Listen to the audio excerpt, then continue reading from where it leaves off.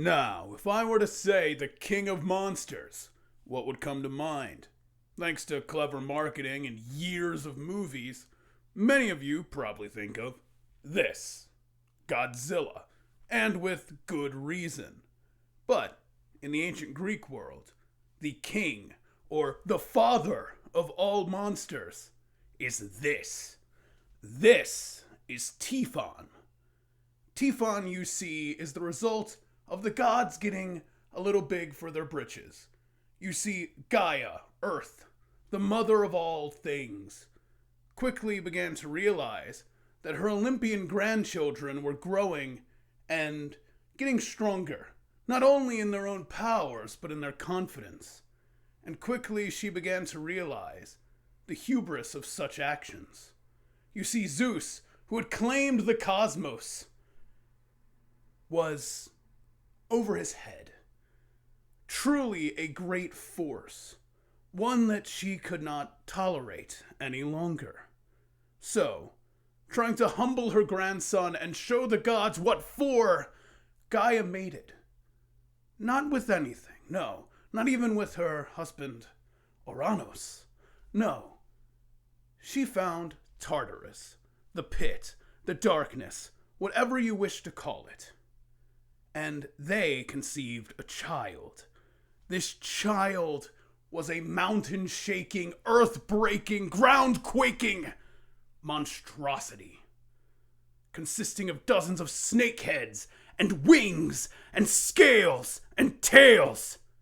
This was Typhon, a monster so great that he almost tore Olympus to the ground.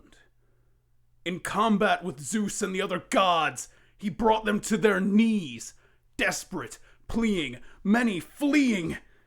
And yet, there was something about him, his imposing strength, the fire and brimstone and poison that he could spew, that no god could resist alone.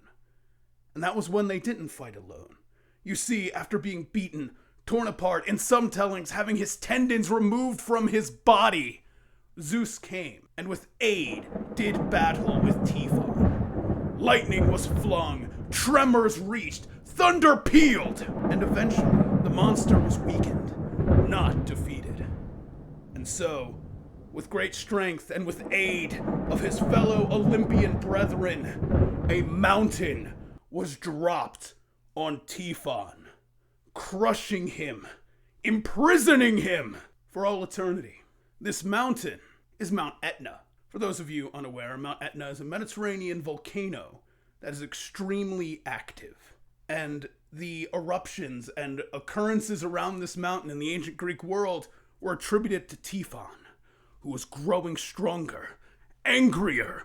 And that fact, Typhon being angry at his defeat, causing a volcano to erupt, is interesting, as it shows what the ancient minds were when they established their gods and monsters.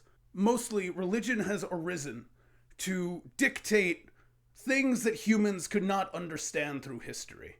Now, that's not what this video is about, but it does give you a glimpse into the minds of the ancient world. That something as unruly and unpredictable as a volcano, from their perspective, has this whole mythos about it. A monster forged from the depths of Tartarus, who, thanks with his wife Echidna, not those Echidnas, has birthed an entire pantheon of monsters of its own. The Chimera, Orthon. And these stories, they obviously have impact, as they carry on to this day. Now, that's all for today's video. Thank you for watching, and until next time, see you around.